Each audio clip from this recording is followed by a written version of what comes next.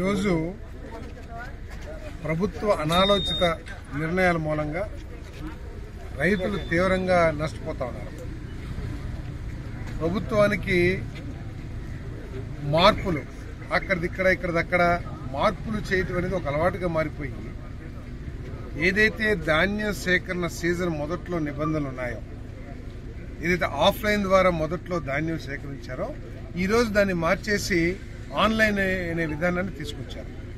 ఈ విధానం మూలంగా రైతులు తీవ్రంగా నష్టపోతా ఉన్నారు.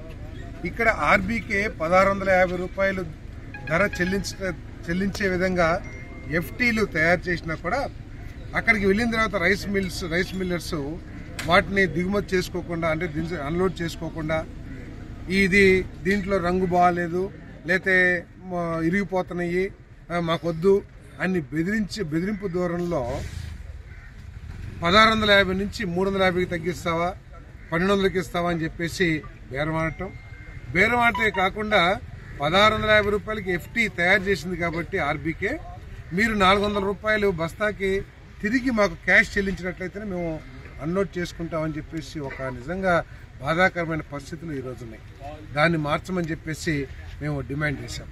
అదేవిధంగా ఇప్పుడు కడవ కొల్లులో ఎన్ని ఎకరాలు ఉందనేది రెవెన్యూ అథారిటీస్కి తెలిసినప్పుడు ఎందుకు ఈ క్రాప్ చేయలేదనే విషయాన్ని ఎంఆర్ఓనో, ఆర్డీఓనో, లేకపోతే మంత్రి గారో లేదా ప్రజాప్రతినిధులు రివ్యూ చేయాలి. అది చేయకోకుండా ఈరోజు ఈ క్రాప్ లేదు కాబట్టి నీ పొలానికి మేము ధాన్యం తీసుకోమని చెప్పేసి మరి కొంతమంది రైస్ మిల్లర్స్ లేదా అధికారులు కూడా ఇబ్బంది పెడతా ఉన్నారు. రెండు, ఆఫ్లైన్ విధానం అంటే ఆన్లైన్ మార్చడానికి ఒక రోజు ముందు, 2 రోజుల ముందు ఏదైతే ధాన్యాన్ని మిల్లులకు తోలారో ఆ ధాన్యానికి డబ్బులు చెల్లించుకోకుండా అది ఆన్లైన్ విధానమో ఆఫ్లైన్ విధానమో నిర్ణయించుకోకుండా రైతులను ఇబ్బంది పెడతా ఉంది ప్రభుత్వం. కాబట్టి వెంటనే వాటిని రెగ్యులైజ్ చేసేసి వెంటనే వాళ్ళకి పేమెంట్ చెల్లించమని కూడా మేము డిమాండ్ చేస్తా ఉన్నాం. అదేవిధంగా ఇక్కడ మిల్స్ అన్ని ఖాళీగా ఉంటే, ఏదో జిల్లాలు, చిత్తూరు జిల్లాకి అక్కడ ఎవరో రాజకీయ నాయకులు ఒత్తిడి చేశారని, లేదా కడప జిల్లాకి అక్కడ నాయకులు ఏదో ఒత్తిడి చేశారనో, లేకపోతే రికమెండ్ చేశారనో, లేకపోతే అవినీతి కారణాలు కావచ్చు, అక్కడికి పంపిస్తా ఉన్నారు. నిజంగా ఇక్కడి నుంచి ట్రాన్స్పోర్ట్ ఖర్చులు భరించి అక్కడికి తీసుకెళ్లే మార్కెట్ ఉంటే కనుక మేము ప్రభుత్వాన్ని డిమాండ్ చేసేది ఏంటంటే ఆ మార్కెట్ లాభాన్ని రైతులకు పంచండి, ఇక్కడ ఖాళీగా ఉన్న మిల్లులకి ఆ ధాన్యాన్ని తోలని చెప్పేసి మేము డిమాండ్ చేస్తా ఉన్నాం.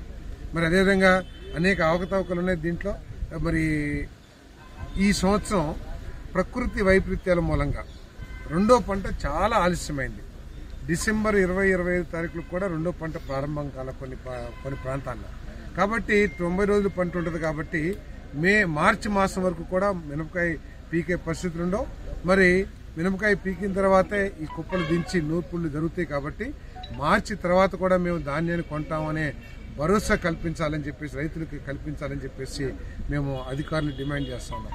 మరి రైతులు, మినిస్టర్లు ఎంతసేపు రాజకీయాలు లేకపోతే ప్రతిపక్షాలని తిడతామో కాకుండా క్షేత్రస్థాయిలో రైతులు, ప్రజలు ఎదుర్కొంటున్న ఇబ్బందుల గురించి రివ్యూ మీటింగ్లు ఏర్పాటు చేసి, మీటింగ్లు ఏర్పాటు చేస్తమే కాదు, ప్రజలకి భరోసా కలగాలి. మంత్రులు మా కోసం చర్చిస్తున్నారు, మా కోసం నిర్ణయాలు తీసుకుంటున్నారనే నమ్మకం కలగాలి. కాబట్టి ఈ పరిస్థితుల మీద రివ్యూ చేసి వెంటనే తగు చర్యలు తీసుకోవాలని చెప్పేసి కూడా మేము డిమాండ్ చేస్తాం.